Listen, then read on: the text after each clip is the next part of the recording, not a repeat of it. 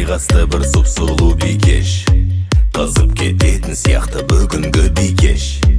Әрбері әңгімеге көріп ем тартып, ұрсып тастан. Ей жігіт, кетпей сен артып. Қарындаса шуыңды бас, күн сайын жолықпайды сендей замандас.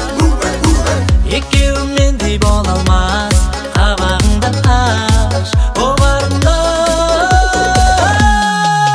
Саған ұнайма комплимент дегенім, саған ұнайма осылай билеуім, саған ұнайма көзіме сүйгенім, саған ұнайма, ұнайма, ұнамайма.